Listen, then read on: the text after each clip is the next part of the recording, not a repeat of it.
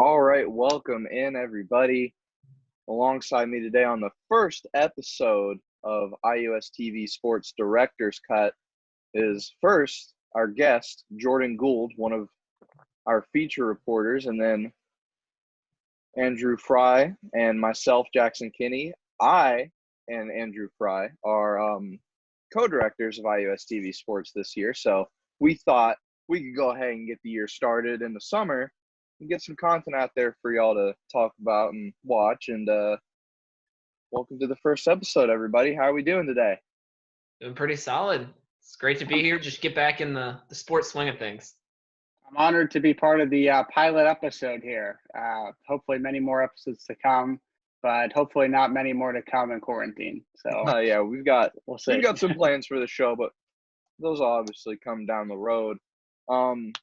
I guess just a quick introduction to the show itself. I mean, we'll talk IU sports, obviously being IUSTV, but it's kind of an all-encompassing thing. Just kind of come on, shoot the breeze with the fellas and the ladies of IUSTV, get their take on things when certain news comes out. And while in quarantine, the biggest piece of news for IU sports so far has been huge recruit for Archie Miller and the basketball team, Khristian Lander, reclassifying. Originally, he would have joined the team in 2021, the fall of 2021, but he reclassifies. He will now be joining the team this fall in 2020 when the next college basketball season gets underway. And, well, this is a pretty big pickup for Archie Miller in the program.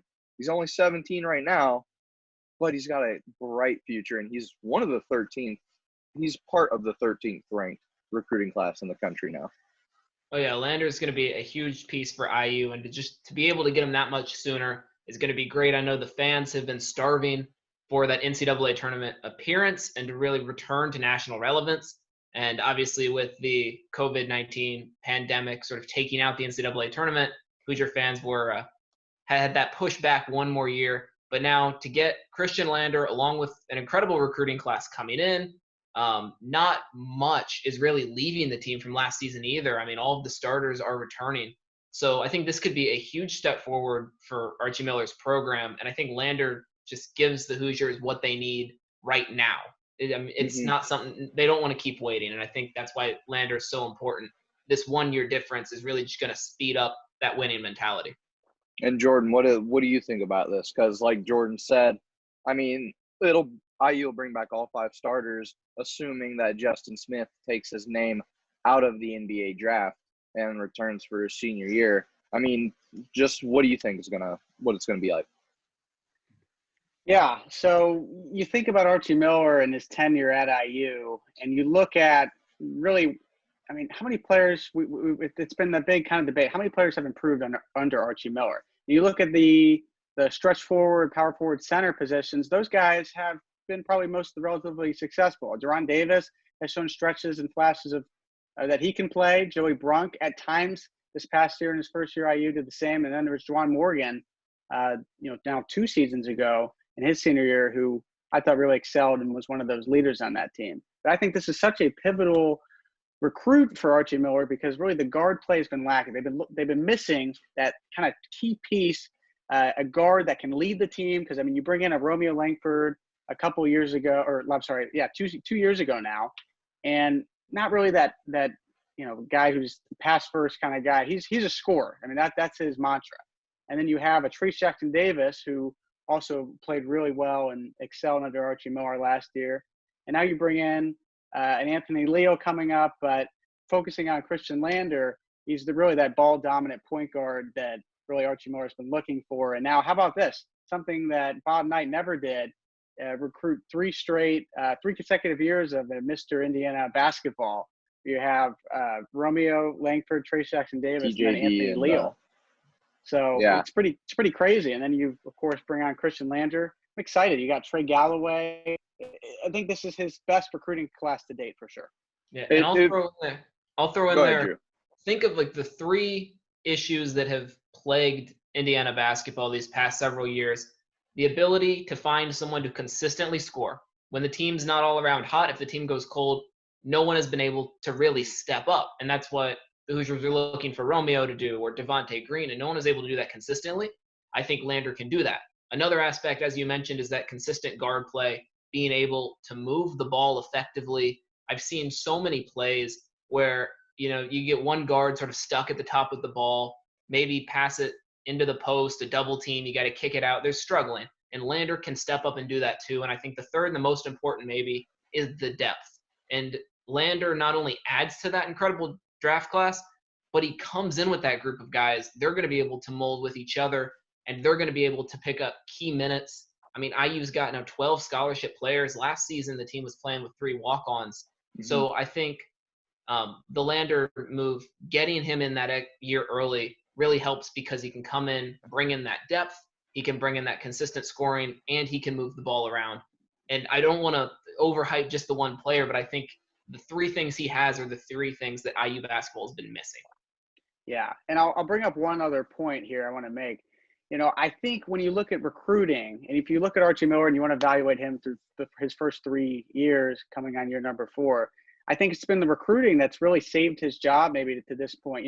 Midway through this past season, when they were kind of on the bubble yet again, it was such huge news for Khristian Lander to commit to IU. I mean, I think that was kind of a weight off of Archie Miller's shoulders, if there was one. A lot of pressure with Fred Glass retiring, new AD Scott Dolson coming in. Maybe he would want to make a change. But I thought that solidified that, regardless of, if IU ended up in the tournament or not last year, his recruiting alone, I think, would have kept him around for another year. So yeah, and for me, the whole Archie Miller on the bubble thing on the hot seat's always been kind of overblown and just kind of an overreactionary thing. Because, I mean, he's still a new coach in this system, in this program, and it's going to take some time for that transition to happen. It doesn't happen in 1 or 2 years. I mean, for some people it might, but normally no. And Archie, going into his next season, has the strongest team he's going to have had as a coach at Indiana. I mean, that's no question, considering that almost all 5 stars come back depending on Justin Smith. Drew, you talked a lot about the depth, and the most important thing for me there is now you've got 2 reliable point guards in Khristian Lander and Rob Finney. So your first and second units are going to have guys who can really be the floor general, pass the ball around, take shots when they need to. I mean, and you've got Armand Frankel developing on the bench too. Right. I mean, every combination that Archie can put out on the floor is going to have the talent needed to win a game out there. And you might not have been able to say that in the past couple of years. But, I mean, and Jordan, you talked a lot about his recruiting too, being a huge part of his job. I mean, he recruited Lander away from Michigan, Memphis, and Louisville, who were the other 3 in his Final 4 schools. Those 3 programs are really good right now. And I mean, Memphis, Penny Hardaway down there has been a recruiting machine. Louisville, I mean, is Louisville one of the best programs in the country, regardless of the NCAA allegations they're fighting through right now. And Michigan, I mean, it's just a Big Ten rival that if you can get a guy away from them, it's a big deal. So I think you're right in the sense that his recruiting is probably the best thing he's been able to bring to the program so far. And I would say the optimism in Bloomington, it's probably as high as it's been since, the Cody Zeller, Victor Oladipo days, earlier, 8 years ago or around then. So finally, Tom Crean goes out. Now you're bringing Archie Miller, and it seems like finally there's some optimism maybe that there hasn't been maybe since the beginning of his tenure when he was first hired as to be the head coach. So definitely a lot of positive things, and they're heading in the right direction. Right. And I mean, like you said, Jordan, there's just not enough that can be said about the optimism with this team coming into the fall. I mean, they were on track to make the tournament this spring before COVID-19 pandemic hit. Oh man, Drew, you and I were talking about it the other day. IU Sports just find ways to be cursed. But yeah. So moving on into the world of the bigger world of sports dealing with the COVID-19 pandemic, some have started to come back.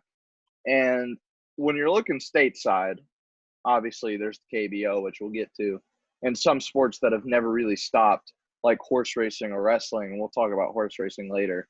The biggest one to come back so far is NASCAR. And they just had their first race a couple of days ago down in Darlington, South Carolina at Darlington Raceway. They've got a bunch of races coming up. I think the number that they put out. Their schedule was 20 in the next 30 days. Tuesday night races, Wednesday night races, Sunday races. I mean, they'll race on any day of the week just to make up the ground they lost due to races being postponed because of the pandemic. And the numbers that are coming out of that TV-wise, some of the best NASCAR's ever had. I mean, when nothing else is happening, that just makes sense when you're the only live sport at a decent time for America to watch. And I mean, Kevin Harvick won the first race back. I mean, there were a lot of storylines. Drew, you want to talk about? I know you wanted to talk about Ryan Newman coming back too in that first race. Yeah, I mean, I just love that the first race that NASCAR is able to have back in the United States is also the first race Ryan Newman's able to come back. And I know a lot of people saw he was involved in that horrific crash several months ago where his car spun out, flipped over, caught fire. People were seriously concerned that it could be similar to the Dale Earnhardt crash, which ultimately killed Earnhardt. But 2-3 days later, Newman walked out of the hospital. And I mean, it was miraculous that he was fine. He had some minor injuries. And then to be able to come back and be a part of NASCAR's first race back, along with the rest of NASCAR stars, especially losing some star power early. It was like in the opening stage of that race, Jimmy Johnson's car spun out, and he was unable to finish. So that one hurt really bad to watch because when the race was going, I was on my laptop just doing some work that I needed to do. I look up, Jimmy Johnson takes the lead, and I go, "Oh, that's awesome," because it's his retirement season, and he's kind of struggled in past years. And then I look back up, and he's spinning himself out on another car with his nose in the wall. And I just look at the TV, and I go, "No!" And all the dog in the house just looked at me like, "Are you okay? What just happened?" I mean, the race started off with some bad omens anyways. Stenhouse didn't even complete one lap. Right, Ricky Stenhouse Jr. wrecked on the very first lap. Yeah, that's always painful. But it ended well. Harvick looked incredible through that entire race. And I loved when he got out of his car and he was doing his post-race interview, and they were talking to him. And so he sort of like paused and looked around, and he just goes, "It's dead silent out here. This is weird." Yeah. And I just love that, like, even he was so excited to be able to win this race, but it was just him and his pit crew that were really there to cheer him on. It was interesting. Yeah, it was to see that sort of format. Weird seeing the protocols take place because obviously, like any other sport that needs to come back, there's a plane going over. I don't know if you can hear that. We can, yeah. We're talking NASCAR. Just pretend it's a car. Yeah, okay, that works. But anyway, when he got out of the car, like you mentioned, his post-race interview on the front stretch, you could see those protocols taking place. The reporter, Regan Smith, had a boom mic guy standing 6 feet away with the mic on the end of it for Kevin Harvick to talk into. And then in Victory Lane, normally it's your entire team, lots of people, but it was just Kevin Harvick standing on his car alone, and it looked kind of eerie, kind of weird. But, like, I mean, you got to do what you got to do to get back to racing or competing. And I do have those TV numbers, by the way. Let's hear them. There were 5 sporting events over the weekend. There was UFC, which drew in 1.2 million viewers. WWE, one of those sports that never stopped, drew in 2 million viewers. Also on Sunday, TaylorMade Golf, they invited 4 of their players out to Seminole Golf Course down here in Florida, where I am, to do a relief event, not PGA sanctioned, but that drew 2.3 million viewers.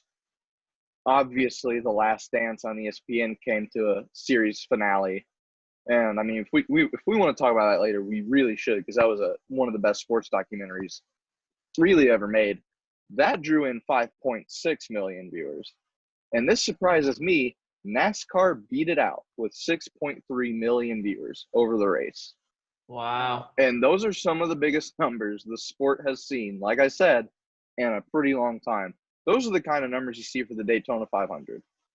Yeah, and it also helps that I think NASCAR is something that it's got that name brand. There are a lot of the competitors, right, especially the veterans that are still around. So even if you haven't paid attention to the sport in 10 years, 20 years, you still know Jimmy Johnson. You still know Kyle Busch.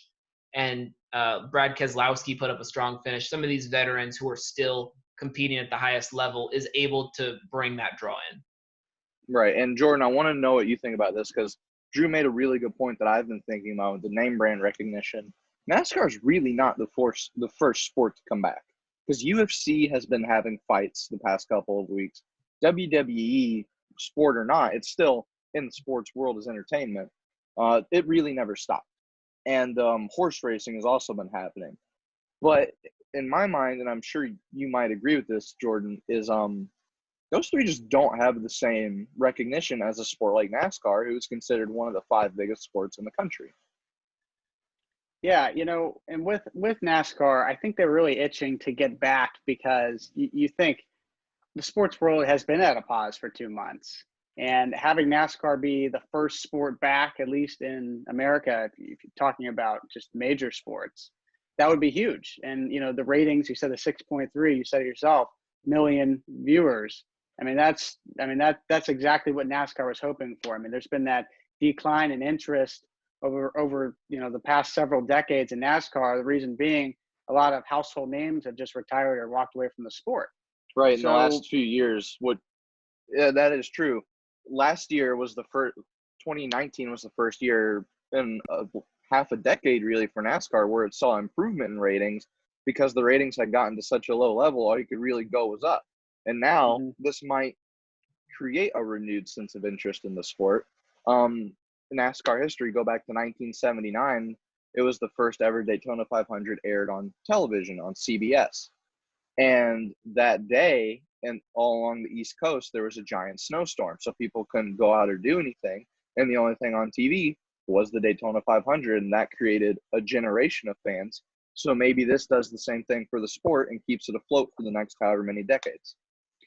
And I was listening to a podcast a few days ago that ESPN Daily puts out, and they did one on NASCAR's comeback. I don't know if you all heard it or not, but they said the reason why that NASCAR is kind of able to do this plan, as far as, keep in mind that all this is possible, the ratings, everything. I mean, the pandemic certainly has a play in that. Is because a lot of the tracks are in the deep South and in the southern region of the country. So thinking that a lot of these drivers and teams, they can just bus from track to track. They're actually much closer together. Whereas, football or basketball teams are spread out across the nation. So that's why it's kind of possible to have racing kind of go on and to do it at a frequent level, like you're seeing at Darlington, and will continue on, is because everything's so bunched together in the South. Right. You're 100% right there. What they're doing with their schedule now is they've made it to where it's only at tracks within a couple hour, 3 or 4 hour drive of Charlotte, North Carolina, which is the hub of the sport. That's why they're in Darlington, South Carolina. And then the next track they'll be at is Charlotte. And then they're only going to stay in the South for the next few months at Talladega in Alabama and Atlanta in Georgia. I mean, you're 100% right. It's the only reason that they can really do this is they can drive there and back in a day.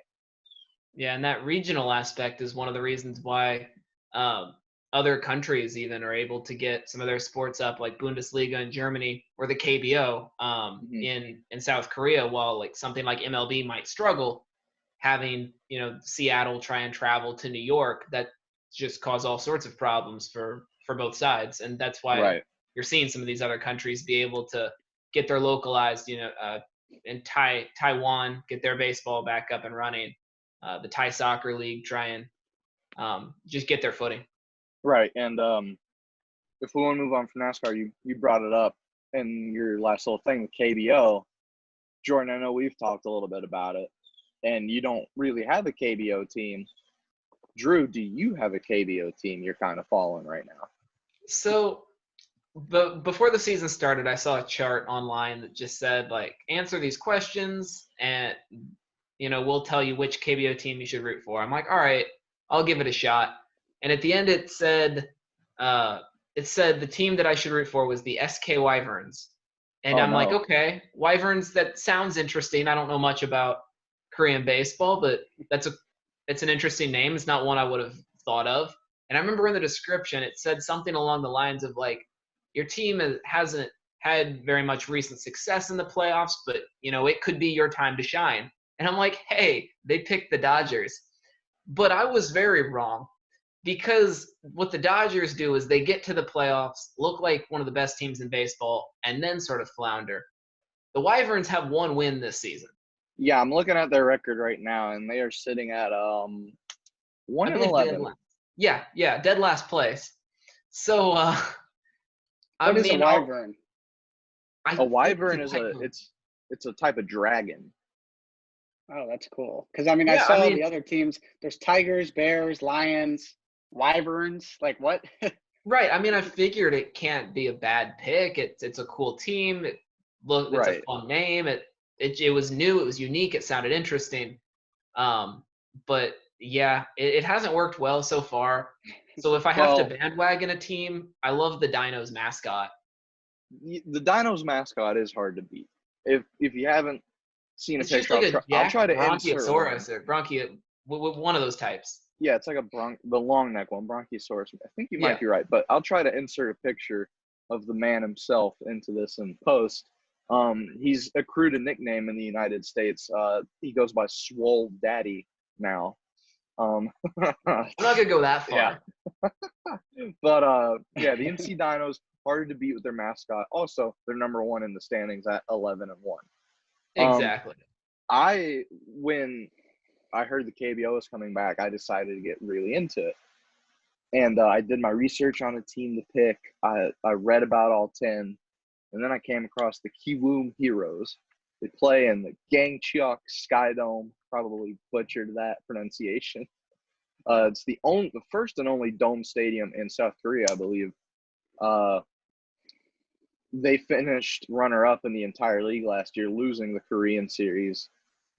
But they're considered underdogs. Young team, fun to watch. It's like, okay, I can get behind that.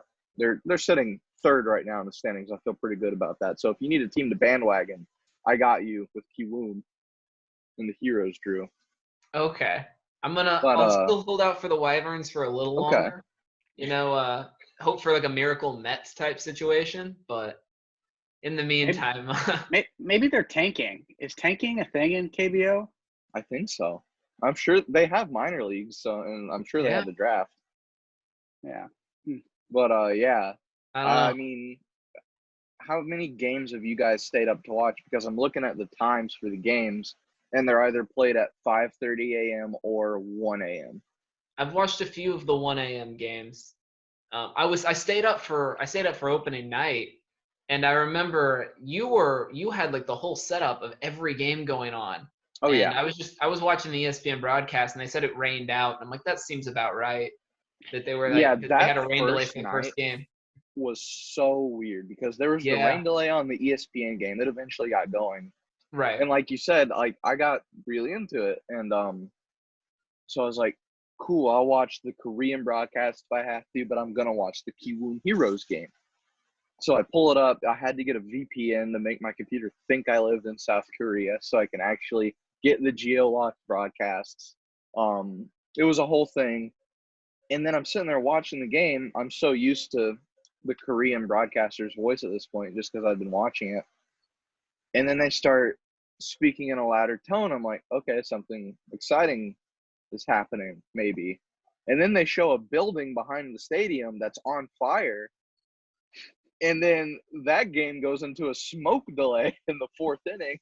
Wow. Like, okay, this is something else. This is weird. But I was up until like 4 a.m. watching that game. Wow. But yeah, it's been a lot of fun so far.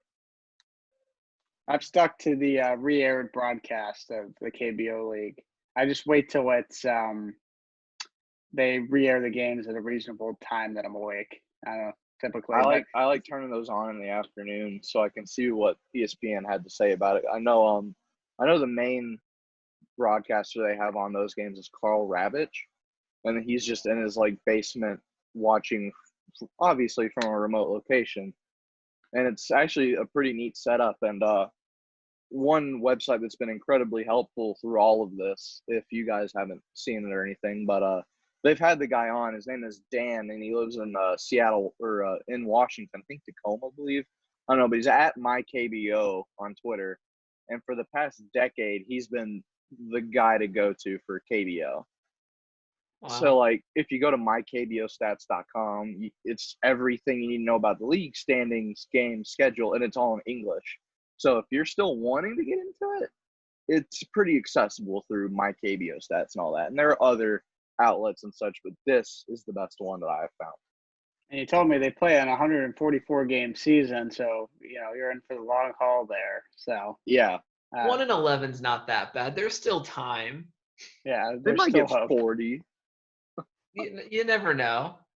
I don't know. I mean, the Orioles started like 4-1 last season. So if you can True. go from first to last in Yeah. baseball's toughest division in The NC America, Dinos you can lose definitely go out last. the rest of the Right. season. Now, Jordan, coming off of the KBO, I know you had an interest in this. And I want to move into the American Cornhole League, the ACL as it's known. Yes. Now, you can argue with me all you want, and this is a general thing. If it's called cornhole or bags It's or cornhole. sacks, it has many Cornhole. names. I believe in cornhole. I believe there Jordan, is one I name. think you believe in cornhole. And if the professional league for it is the American Cornhole League, who am I to argue with them? But That's Jordan, what I'm saying. tell us a little bit about the ACL. Yeah, no, I mean the American Cornhole League. I mean it's we've come to this level, I guess, in our country where cornhole it's on in the middle of the day on ESPN.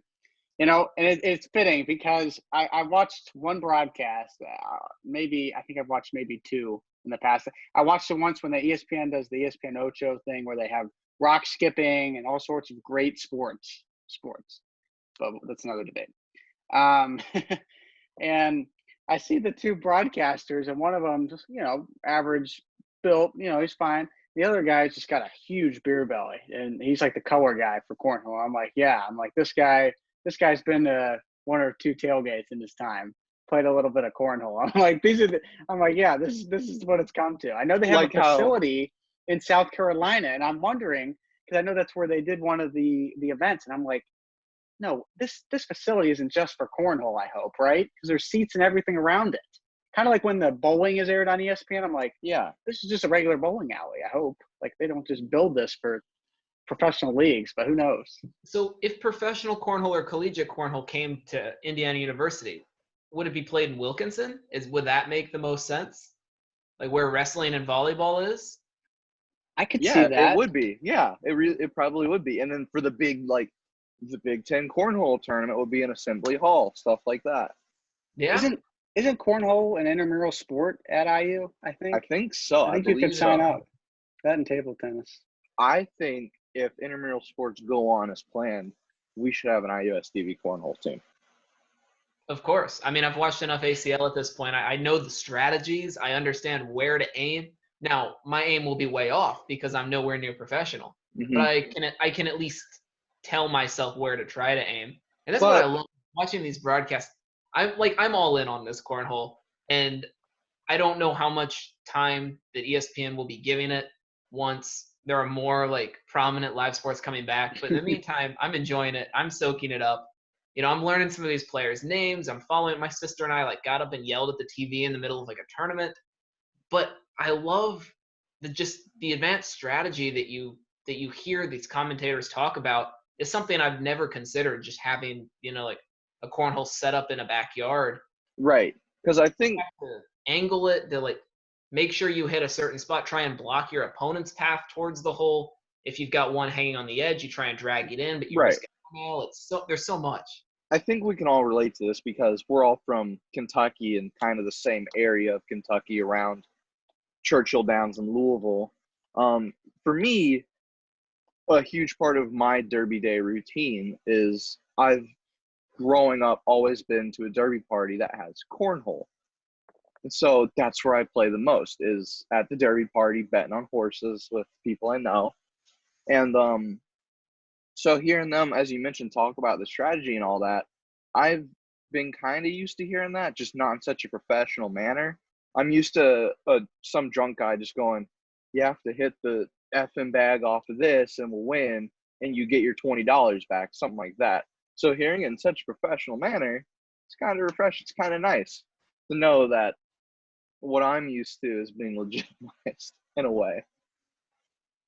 Yeah, not only with the professionalism, I've seen it, they've been taking the social distancing aspect very seriously, and I love watching the broadcasts now without the fans and looking at how they handle it, as opposed to like in doubles, as opposed to having one person on either side. They have one person wait in the back, like 6 feet apart, while one person takes their turn, throws their bag, and then they walk off and stand behind the barriers. The next person comes up, and then you've got an independent party, a referee with gloves who handles the bags so that no one is touching each other. Yeah, I think it's very interesting when you don't have fans too. You can hear them all communicate, but it's interesting to see how some of these sports are adapting. And Jordan, when it comes to cornhole itself, and Drew, this could be a question for you too. I just want a general consensus. How many games have you played yourself, and do you have a specific cornhole memory? Because I've kind of already gone over mine. Well, I don't know. I don't really have a specific game that comes in mind. I mean, I've had my comebacks here and there in cornhole, but it depends. I mean, some people play straight to 21. Some people play if you go over. What's your preferred rule set? 15. Do you bust, or does it have to be on 21, or is it just you get to 21? I think you just get to 21. I like the idea of the bust. Okay. I prefer that method, but I mean, I don't know. I think it adds a different strategy to it because if you're sitting on 20 and you need a point, you're not going to aim for the hole. You're just aiming for the board, and then you're going to throw away the other bags or try to cancel out your opponent's bag. So, right, plenty of methods, but no, I mean, I play cornhole. Gosh, I don't know. Probably played at IU, but I mean, I had it at my high school graduation party. That's the last time I could really think about playing cornhole. But yeah. Yeah, the only thing that comes to mind for me is I again, as I stressed earlier, I'm not good. Like I enjoy it, but I'm not good at it. And one of the things my dad would try and like coach me, because I mean he's just played more in his life and he's much better than me. And one problem that I always have, the way he describes it is, I treat it like I'm bowling. I just sort of like I throw underhand and just sort of like slide it. So if I can hit the bottom of the board, I might be able to slide it into the hole. But if I hit anywhere else, the thing's flying off of it. And that's fair. Yeah. So I either have incredibly good rounds by bowling cornhole, but more often than not, it doesn't go well. Yeah, it's definitely more complex than it looks. Yeah, for sure. When it comes to actual game. But kind of moving into the next thing, and I kind of brought it up, us being from around the Louisville, Kentucky area. It's May, and the first Saturday of May passed for the first time, and I think it was the first time ever. I don't even think they stopped the Derby for wartime. The Kentucky Derby hasn't been held yet this year, rescheduled for September, I believe. And September 4th. Yeah, the most exciting 2 minutes in sports have not happened yet. But Churchill Downs still holding races without fans right now. And this kind of goes into horse racing has still been active. They've run the Arkansas Derby, for example. That was on NBC. I mean, every Sunday there have been races across the country. Fox has had America's Day at their races. Most of them are happening here in Florida. I know Tampa Downs, I believe, is the track, has been having races. And it's kind of interesting. But, Drew, you mentioned WDRB, the local Fox affiliate in Louisville, wrote an article about Churchill Downs having a huge day when they reopened for races. And, I mean, it's been pretty big so far now that they're back. Oh, yeah. I mean, even if fans can't be there, just Churchill Downs is a huge site of betting, sports gambling, and they got incredible numbers, especially considering that they've been off. They didn't have one of the major races like the Kentucky Derby, but they still had some big competitors and a lot of talent that was able to show up there. I know Monomoy Girl, who is the current, I guess, the reigning Oaks winner, because the Kentucky Oaks still hasn't happened this year. So the 2019 Kentucky Oaks winner, Monomoy girl, she completely blew away her competition and her race. And yeah, I mean, they're just able to get a lot of fans, but just in Kentucky especially, I just know Derby is a huge thing. I remember my family and I went walking around our neighborhood on what would have been Derby Day, just sort of going along the sidewalk, social distancing, all that. And to see the people in our neighborhood that were also out just to sort of embrace Derby as an event, even though it wasn't happening, just the whole idea of Derby Day was so incredible. I remember being on our street and there was a family that had packed up their van with Derby decorations. They decorated their van. They had their kids like sitting in the trunk. They had the trunk open and a speaker blaring My Old Kentucky Home. And they Oh were my just goodness. driving. They were just driving around the neighborhood so that everyone could just sort of experience that, even though nothing was happening. And I love that story. And I just love that the notion of Derby was still able to live on, even though it's just postponed several months down Right. the line in September. And for those who don't know, Oaks Day, which is it's the all the female horses. It's on the Friday before Derby, so the day before. Right. The first Friday, I guess, the day before Derby, whenever that is the proper thing. And schools have off here in the state, or at least in the city of Louisville, which is kind of crazy. And it had so happened to be this Saturday, or the first Saturday. It always rains on Derby. This year, it was 82 and sunny. Beautiful. Of course, right? Of course. There will maybe be one in every 5 derbies that'll be sunny and not have some amount of rain. And of course, the one where it gets postponed, it's sunny and no rain. Like you said, Jordan. And like you mentioned, with schools being closed in Louisville, I grew up 45 minutes south of Louisville, not even in the city, and our schools were still closed. I mean, it not only in the city of Louisville, but everywhere around it shuts down for Derby weekend. And Drew, you mentioned Monomoy girl earlier. She was the 2018 Oaks winner. 18, okay, my bad. So not the defending or reigning. I guess never defending. The horses don't defend their titles. They can be reigning. I love the distinction between a reigning champion and a defending champion. However, she hadn't raced in a year and a half. Wow. And she just came back and blew away the field like it was nothing. So Monomoy girl, no rest there. What a horse. But as you mentioned, you talked about it being a huge day for Churchill Downs. Saturday was the reopening for live racing. I want each of you to guess, in millions of dollars, how much wagers were placed on Saturday.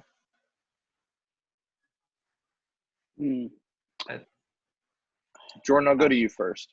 Okay. Just on Saturday, one day? Yeah, one day. At Churchill Downs, or is this all horse at Churchill Downs in millions? I'm going to go 4 million. 4? Okay, Drew? I got to think it's higher than that. I'm going to go like 9 million. Drew wins, but only because he was the closest. It was 14.2. Wow. Yeah, you can combine our guesses. That's what it is. Yeah, that's basically it. Yeah. But you better believe the track was very happy to get that. And that was through their own in-house betting website, twinspires.com. So, I mean, and all three of us, we've all been to one Derby at least, right? Yeah. I mean, I went 2 years ago.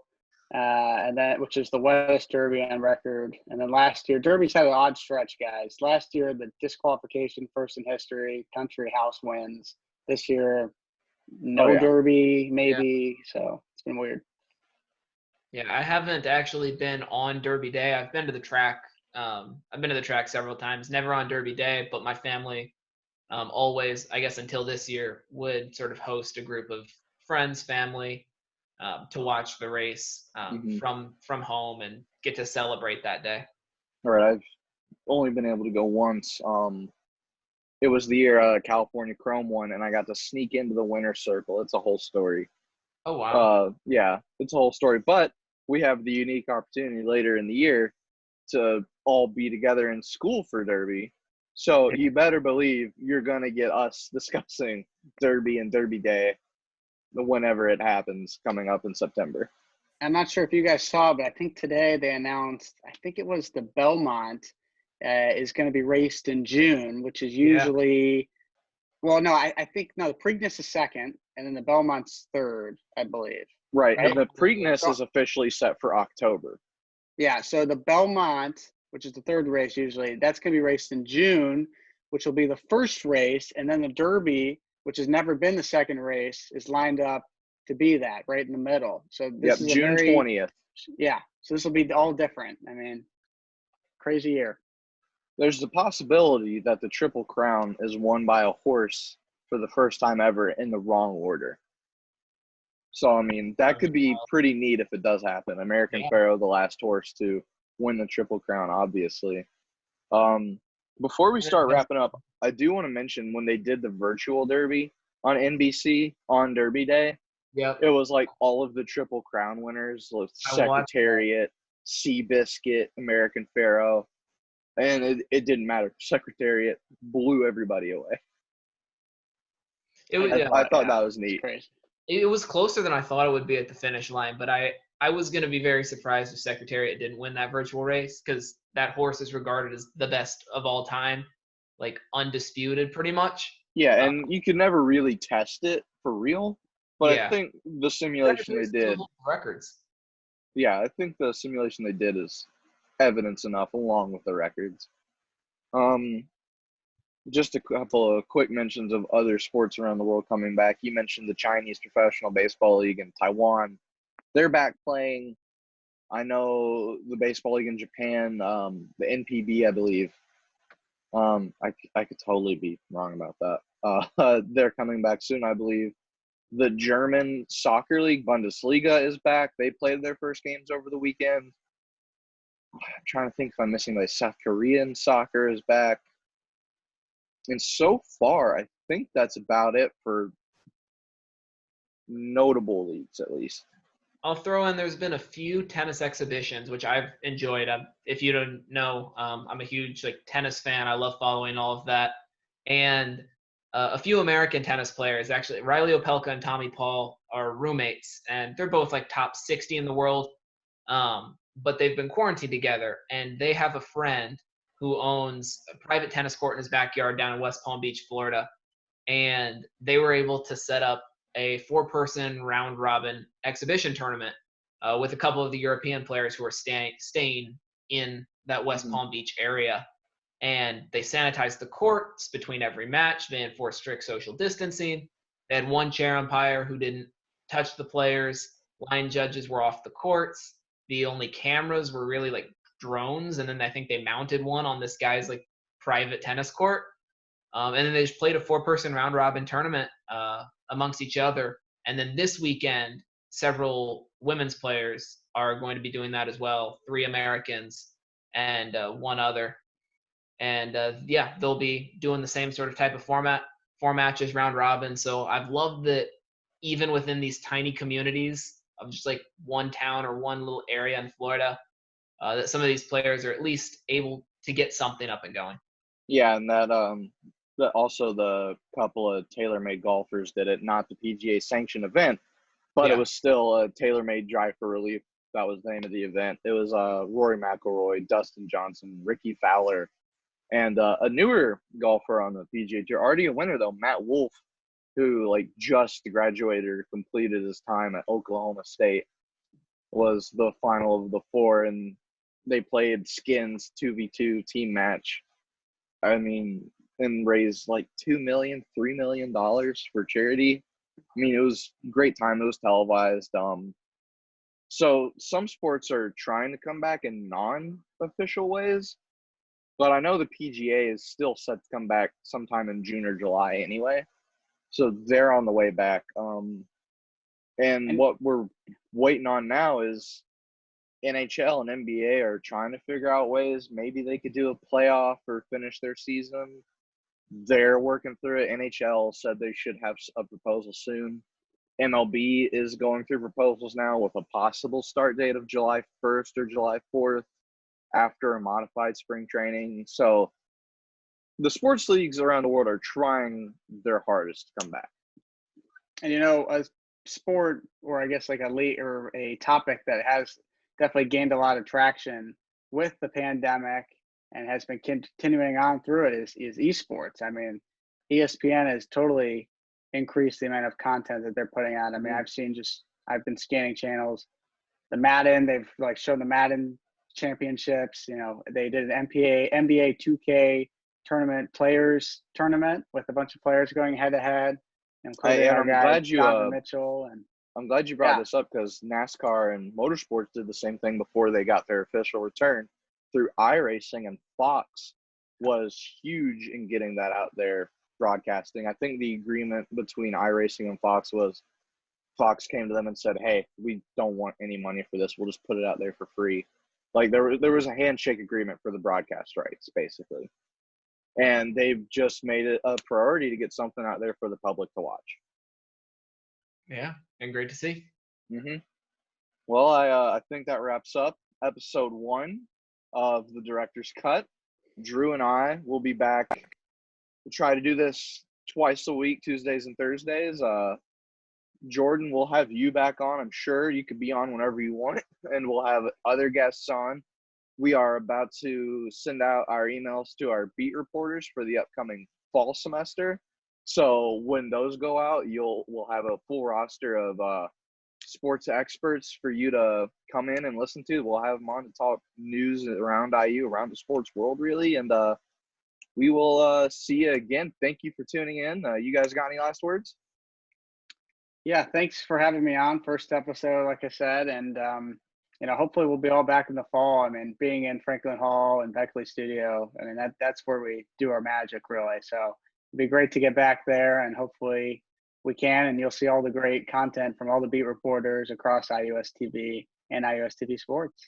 Yeah, of course. We're glad to have you here. No better way to start off. Take off with the pilot. And yeah, I'm so glad that even the 3 guys that have started in Kentucky and now we're all sort of isolated. We've got each, camera set up in our house or on our laptops, but I just love that we're able to come together, talk sports, and just continue to do this through the summer. It's going to be a great time.